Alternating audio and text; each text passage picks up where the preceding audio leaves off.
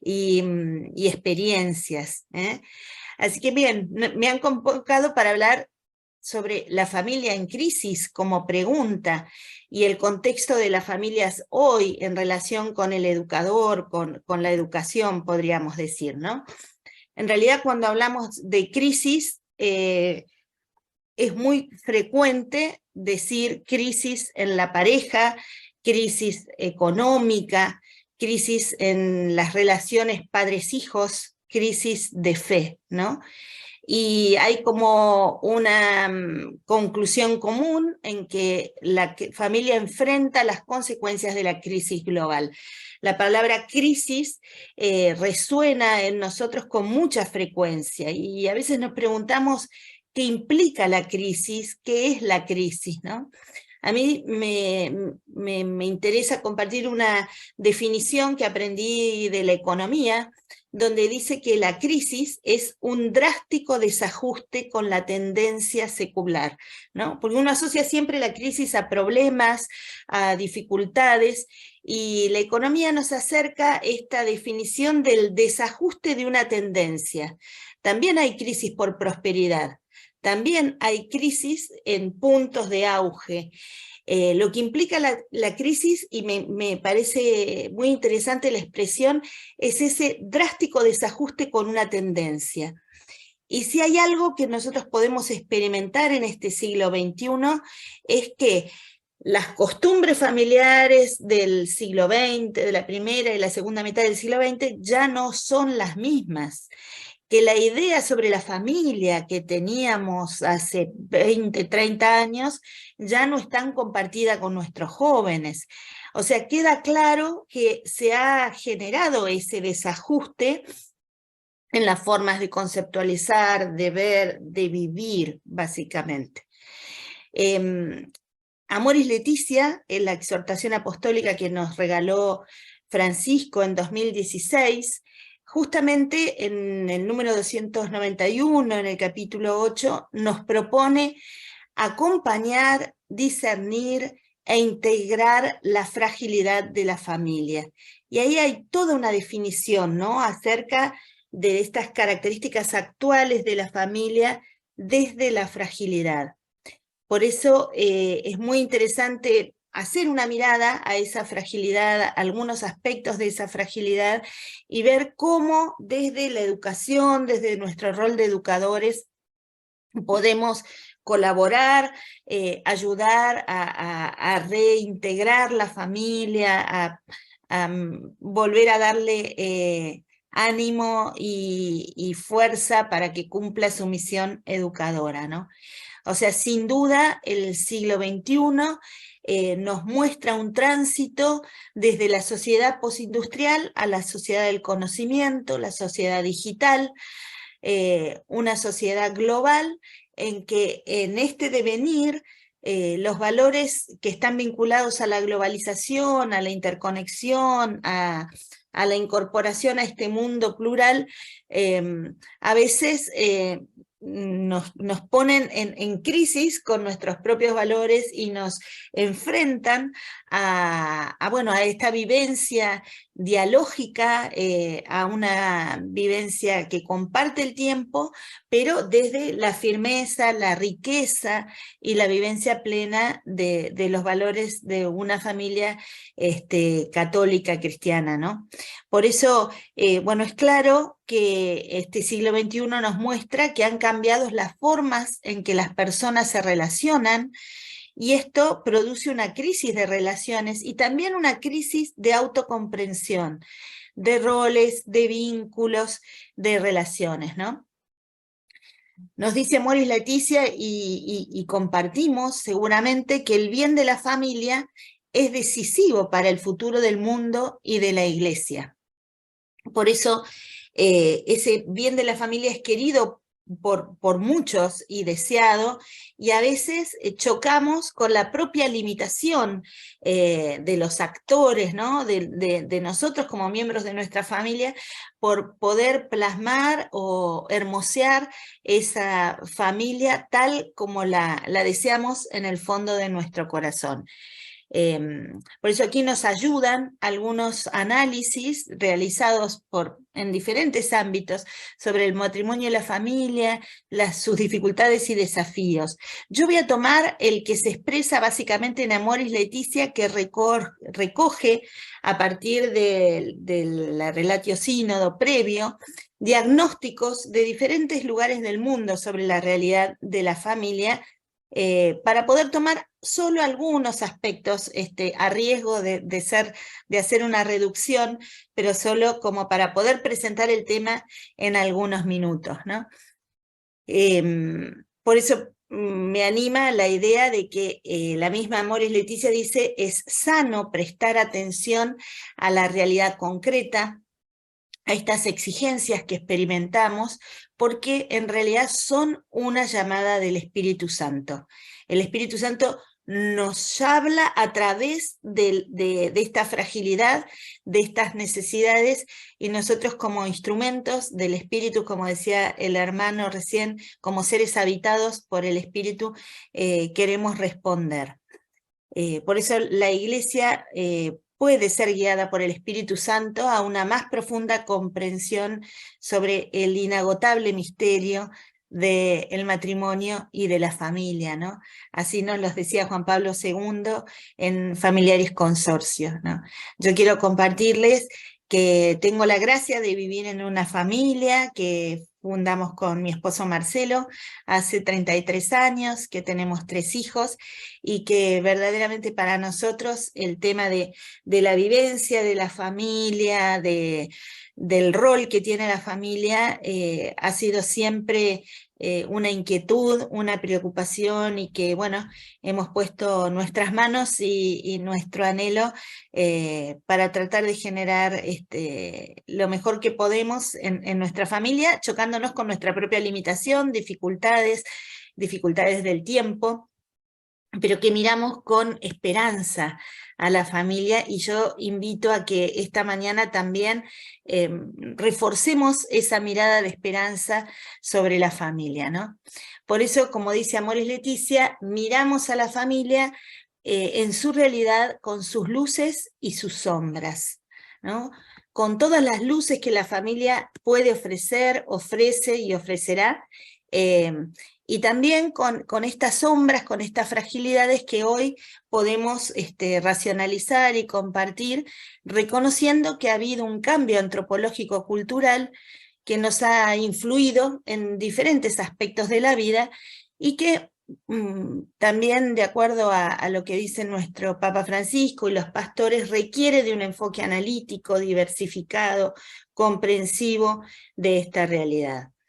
Por un lado, ni la sociedad en que vivimos, ni aquella a la que caminamos, nos permite quedarnos anclados en la mirada de las formas y modelos del pasado como el único estándar o la única manera de vivir la familia, ¿no?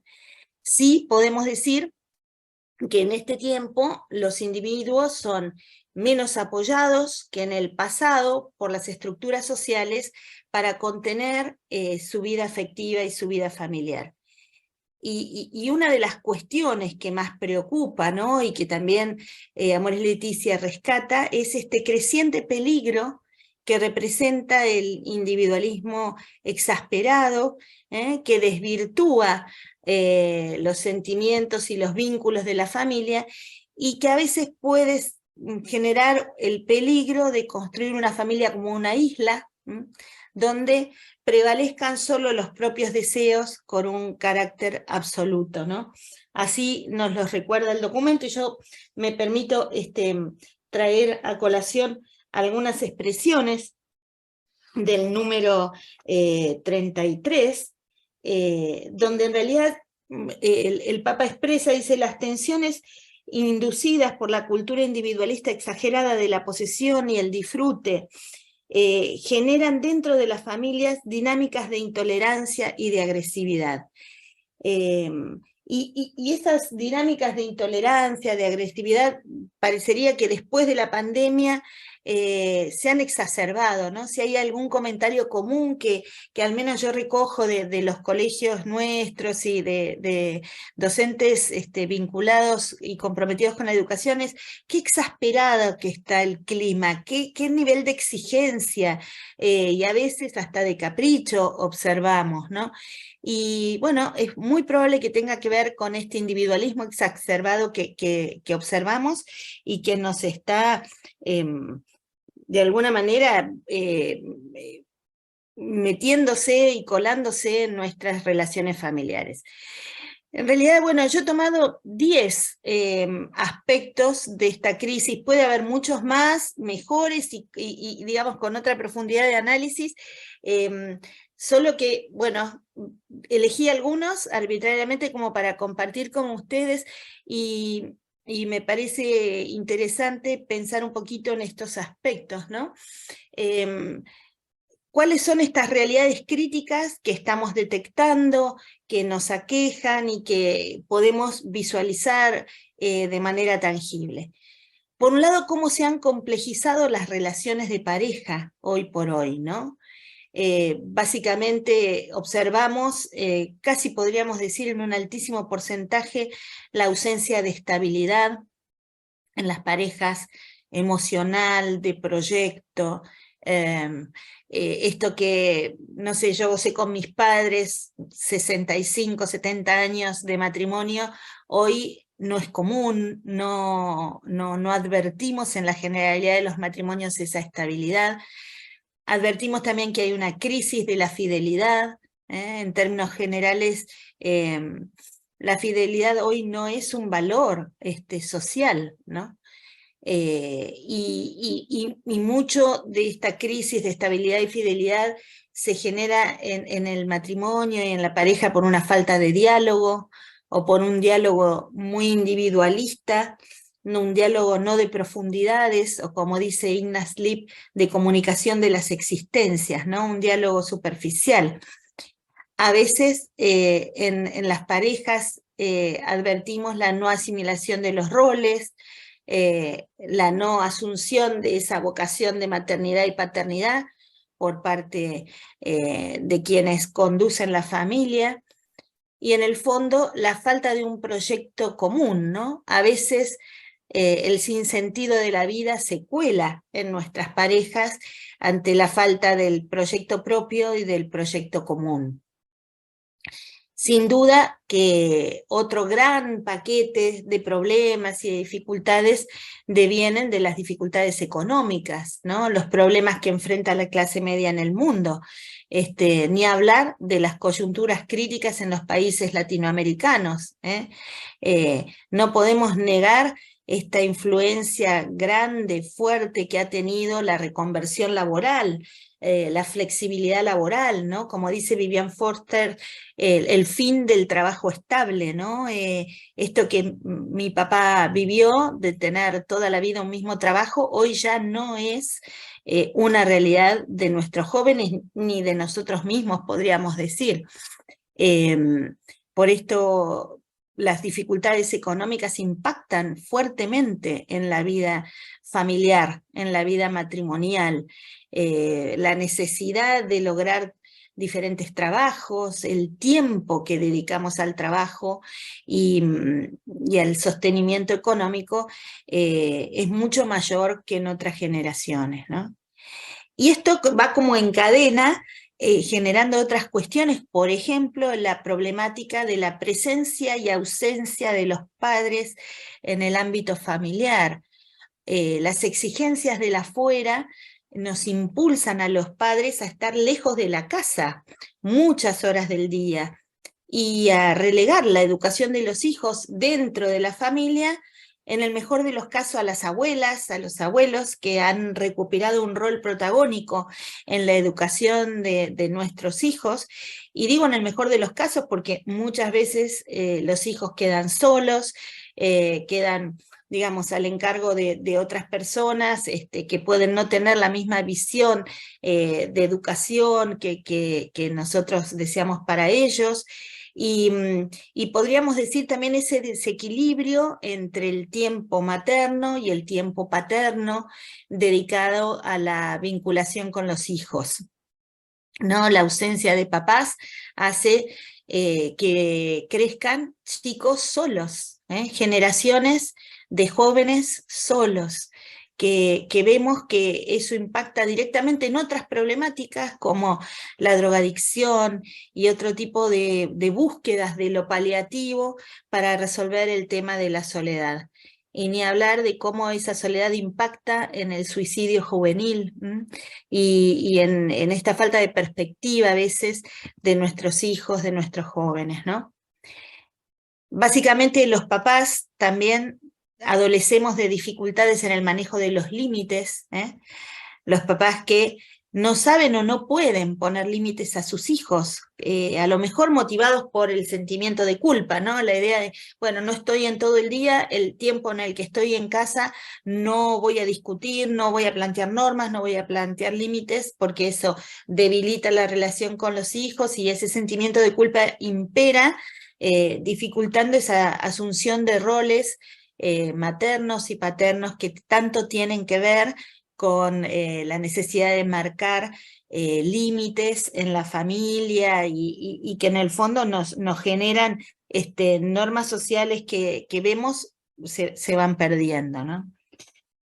Y ni qué decir de la comunicación interferida con los hijos, cuando a veces la comunicación, aunque es deseada, aunque es buscada, está, digamos, interferida al menos, ¿no? Por el ingreso de la tecnología en los hogares, de indudable valor. No podemos decir que no queremos subirnos al proceso tecnológico, pero cómo ha impactado en las relaciones intrafamiliares, creo que no debo ahondar demasiado en esto. Todos hemos experimentado lo que significó la comunicación y la hipercomunicación en la pandemia, pero con todo lo bueno que ello trajo, la falta de profundidad que generan estos vínculos, estamos todos comunicados, eso queda muy claro, pero no sé si generamos una comunicación profunda, la comunicación de amor profundo que sostiene el vínculo, ¿no?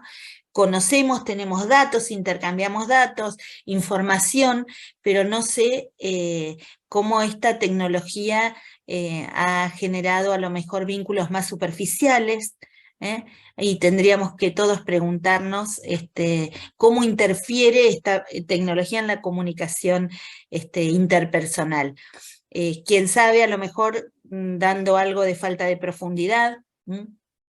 También en la relación pedagógica esto se está planteando mucho y hay mucha discusión acerca de cómo se generan estos vínculos educativos también con mayor profundidad mediados por la tecnología, ¿no? Ahora usamos la tecnología, pero con qué nivel de profundidad y de búsqueda de relaciones profundas es toda una pregunta y un cuestionamiento. Y finalmente esa comunicación interferida por la falta de tiempo, ¿no? Por eso nos hablamos, transferimos datos, pero para realmente comunicar el alma necesitamos mucho más tiempo.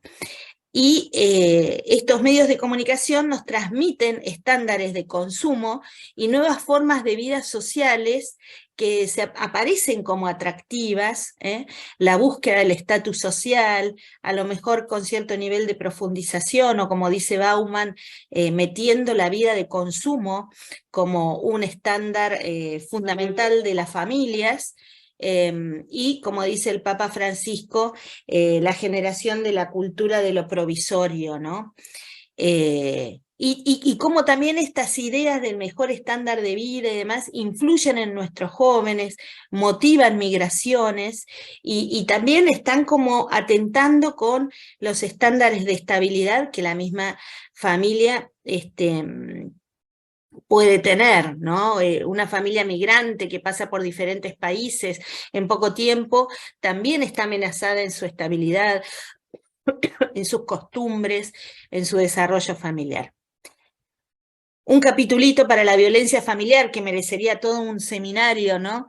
Pero hoy como nunca en el siglo XXI seguimos experimentando, principalmente en mujeres, en niños, niñas, en adolescentes, en ancianos, violencia que se manifiesta a nivel físico, sexual, emocional y patrimonial, que a lo mejor es el más sutil, pero que existe sobre la vida de las familias, ¿no?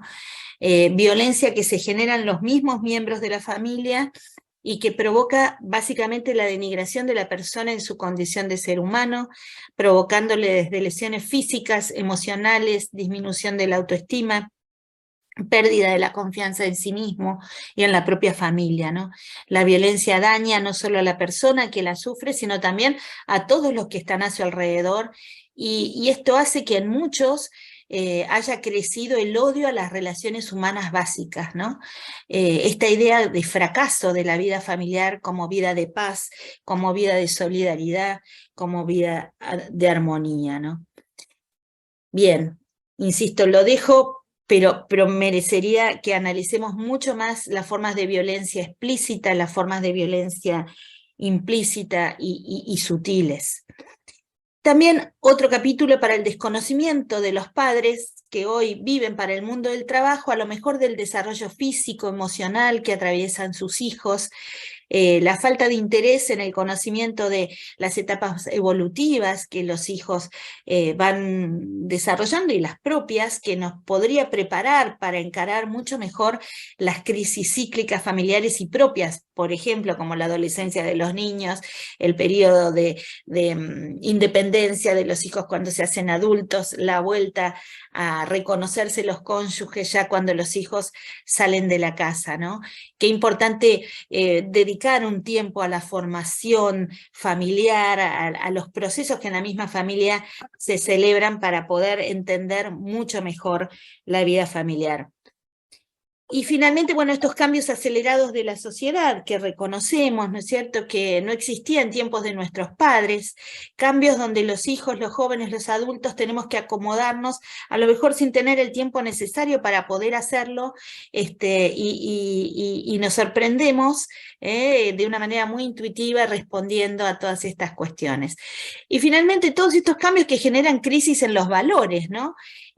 Podemos reconocer claramente el cambio o la desaparición de los valores que de otros momentos, esta idea de como un valor grande de la ausencia del proyecto familiar en los jóvenes, que tiene que ver con esa desilusión grande sobre la familia como estructura, como forma de vida. Ahí me permití poner una pequeña nota de humor, ¿no? Yo pienso, mis padres cuando íbamos al colegio estaban preocupados por mi rendimiento académico, por ejemplo. Entonces, cuando los alumnos tenían malas notas, a veces el reto recaía sobre el propio hijo, decir, bueno, ¿cómo son estas notas? ¿Qué notas son estas? Y a partir de 2009, 2010 y ahora mucho más, vemos a los papás en los colegios cuestionando a los docentes qué notas son estas las que tiene mi hijo, ¿no? ¿Qué les has puesto vos como docente? No sé, yo por lo pronto, como nunca, atiendo padres a nivel universitario, que parecería, bueno, insólito, pero bueno, así sucede. Bueno, en este marco entonces se ha generado un miedo grande a la familia. Nuestros jóvenes tienen miedo a celebrar proyectos familiares. Piensan que la misma Moris Leticia plantea, ¿no?, en el número 40, que en el imaginario de muchos jóvenes la familia parece como algo demasiado grande, demasiado idílico y a la vez desvalorizado por las ideologías actuales y la experiencia del fracaso de otras parejas. Entonces, muchos jóvenes se declaran a priori incapaces para construir familias sanas, y esto viene también de una concepción por ahí puramente emocional o romántica del amor, una idea poco realista del amor, y también influye en ese miedo a la familia, el perder la libertad, la independencia, y ese rechazo que tienen muchos de nuestros jóvenes sobre lo que es concebido como institucional y burocrático, con lo cual, bien, parecería que no habría nada que hacer como para contrarrestar con otra experiencia, otra vivencia plena. Por eso, en el medio de este panorama duro y crítico, el Papa Francisco nos desafía desde nuestra vivencia de la fe y agradece en el número 57 porque muchas familias que están lejos de considerarse perfectas, igualmente viven el amor, realizan su vocación, siguen adelante, aunque muchas veces caigamos, ¿no? Yo me incluyo aquí a lo largo del camino, pero estamos dispuestos a volver todos los días a comenzar y a reconstruir la familia como perspectiva de vida, ¿no? En realidad, Amoris Laetitia nos recuerda que las realidades que nos preocupan son desafíos y que no tendríamos que caer en la trampa de gastarnos en lamentos autodefensivos, excusatorios, y sí despertar la creatividad misionera en todas las situaciones donde podemos como iglesia decir una palabra de verdad y de esperanza. Por esta segunda parte de mi charlita quiere invitarlos y desafiarlos a seguir pensando creativamente con verdad y esperanza para trabajar en estos aspectos, ¿no?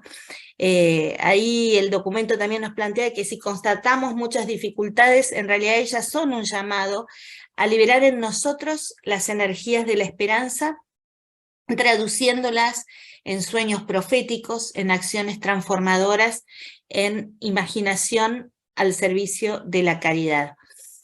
Por eso yo quiero traer aquí también una invitación muy fuerte del Papa Francisco, que en plena pandemia, en 2020, lanza el Pacto Educativo Global. El Pacto Educativo Global fue lanzado como 2 veces, en el año 2020 y en el año 2021. Tenemos sobre estos lanzamientos las alocuciones del Papa, ahí yo les voy a dejar esta presentación, pueden ver en YouTube las palabras que justifican el lanzamiento en el mismo mensaje del Papa. Y en realidad Francisco nos invoca planteando que es necesario un nuevo modelo cultural, un cambio en el modelo de desarrollo para que respete y proteja a la persona humana, ¿no? Y en realidad lo que él nos plantea dice, lo que está en crisis es nuestro modo de entender la realidad. Y en este nuevo modo de entender la realidad nos provoca una invitación a intervenirla, a alargarnos, a volver a reconstruir los lazos rotos del sistema vincular de la familia, ¿no? El Papa dice, también somos conscientes de que un camino de vida necesita una esperanza vinculada a la solidaridad, que todo cambio requiere una trayectoria educativa para construir nuevos paradigmas capaces de responder a los desafíos y a las emergencias del mundo contemporáneo, ¿no? Para comprender y encontrar soluciones a las necesidades de cada generación para que la humanidad florezca hoy y mañana.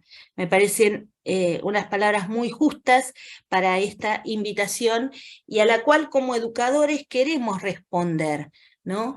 Entendemos y estamos en comunión con esta idea de que la educación es sobre todo una cuestión de amor y responsabilidad que se transmite de generación a generación, y que la educación, por lo tanto, tendría que proponerse como un antídoto natural a esta cultura individualista que a veces degenera en un verdadero culto al yo, ¿no? Lo que decíamos más temprano, y a la primacía de la indiferencia, de que esto a mí no me toca, donde no es necesario que yo intervenga, ¿no? Como dice el Papa, nuestro futuro no puede ser la división, el empobrecimiento de las facultades del pensamiento, de la imaginación, el empobrecimiento de la escucha, del diálogo, de la comprensión mutua, todos aspectos que podemos ofrecer desde la familia y que la familia debe recuperar. Nuestro futuro no puede ser ¿no? Y hoy en día se necesita una etapa renovada en el compromiso educativo que involucre a todos los componentes de la sociedad, o sea, instituciones y familias, familias e instituciones. Y las instituciones y nuestro rol educativo sosteniendo, tratando de regenerar este tejido herido o enfermo en las familias que se nos confían de alguna manera en nuestras instituciones, colegios, universidades. Obviamente que en este aspecto no podemos esperar todo de los gobiernos, sería infantil, afirma el Papa Francisco, y esto es muy importante concientizar. Disfrutamos de un espacio de corresponsabilidad que es capaz de iniciar y generar nuevos procesos, nuevas transformaciones, y que debemos ser parte activa de la rehabilitación de estas sociedades heridas y de estas familias heridas que describíamos recién, ¿no? Por eso el Pacto Educativo Global, seguramente ustedes conocen cuáles son sus 7 compromisos, no los voy a desarrollar, solamente quedarme con el contexto general en el cual el compromiso número 4 nos ubica directamente en la necesidad de incorporar a las familias a la educación, ¿no? En realidad el lanzamiento del Papa plantea, por un lado, poner a la persona en el centro. El centro de todo proceso educativo, formal e informal, es la persona, su valor, su dignidad, su propia especificidad, su belleza, qué hermosa esa expresión, su singularidad, y al mismo tiempo su capacidad de relacionarse con los demás, ¿no? Por eso el poner a la persona en el centro también significa volver a mirar una cultura que no tienda al descarte o al derroche. También el Papa nos plantea escuchar la voz de los niños y de los jóvenes a los que transmitimos los valores y conocimientos, para en esa escucha poder generar esa empatía con los valores del diálogo, con los valores de la vida y el acompañamiento común, de la solidaridad, de la justicia, de la paz. El tercer punto del programa del Pacto Educativo es fomentar la plena participación de las niñas en la educación, recuperar desde pequeñas el rol femenino en la vida de la sociedad. Y el punto cuarto es el que vincula justamente esta crisis educativa a la necesidad de incorporar a la familia como primer e indispensable educador. Esto que hemos repetido infinitas veces, volver a ponerlo como una prioridad y trabajar en que realmente esto sea una realidad, con lo difícil que puede ser, ¿no? Los otros puntos que plantea el Pacto Educativo Global son educar y educarnos para acoger, abriéndonos a los más vulnerables y marginados, y esta vulnerabilidad y marginalidad puede venir de la propia familia, ¿no? ¿Cuántos ejemplos, anécdotas tendrán ustedes del descubrimiento de las heridas que traen nuestros jóvenes, también generadas en la propia familia, ¿no? Y bueno, finalmente estos puntos donde el Papa nos desafía a estudiar otras formas de entender la economía, la política, el crecimiento, el progreso, para ponerlo al servicio de los hombres, de la familia humana, en la perspectiva de la ecología integral. Y el punto 7, que es específico sobre buscar la salvaguarda del cultivo de nuestra casa común, con todo lo que ello implica de generación de un entorno humano mucho más natural, donde estén en el centro los principios de subsidiariedad, solidaridad y economía circular. Bien, yo quisiera ir finalizando como una invocación a la cual quiero invitar a que nos reentusiasmemos por esto que el Papa Francisco dice, generar una arquitectura de paz, ¿no? En las que intervienen las diferentes instituciones y personas de la sociedad, cada cual según su propia competencia, pero sin excluir a nadie, ¿no? Entonces, la propuesta del Papa Francisco en esta arquitectura de paz es que la hagamos todos juntos, mirando hacia adelante, buscando la armonía de nuestra civilización, donde no haya lugar a las grietas que estamos viviendo en nuestros países y a la cultura del descarte. Por eso, por más heridas que estén nuestras familias, incorporémoslas a nuestro trabajo educativo, hagámoslo en alianza, ¿no? Y sobre todo recuperar esta idea de que está en nuestras manos el mejor acto de esperanza, que es la educación. Papa Francisco y repite innumerables veces, educar es un acto de esperanza. Frente a esta crisis, ponemos la idea de la educación como un acto de esperanza en el cual nos sentimos involucrados, ¿no? Somos conscientes, como nos dice Evangelii Gaudium, de que el gran riesgo del mundo actual, con su múltiple y abrumadora oferta de consumo, genera una tristeza individualista que a veces genera corazones cómodos y avaros, ¿no? En la búsqueda de placeres superficiales y de una conciencia aislada. Entonces, lo duro de este tiempo es que cuando la vida interior se clausura en los propios intereses y no hay espacio para los demás, ya no entran los pobres, ya no se escucha la voz de Dios, ya no se goza de la dulce alegría del amor y no palpita el entusiasmo por hacer el bien. Los creyentes corremos ese riesgo. La idea es que salgamos de allí con esperanza, aunque parezca idílica, aunque parezca idealista, y que finalmente podamos reconocer cuál es la gran tarea y el gran problema pedagógico, ¿no? En realidad el núcleo central de la educación actual en y fuera de la escuela consiste simplemente en acoger y en cultivar el hogar.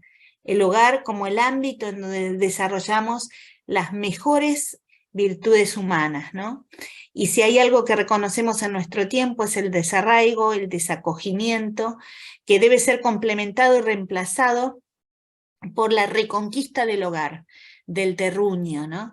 El pensamiento y el sentido del hogar, el amor al hogar como la forma educativa más clara.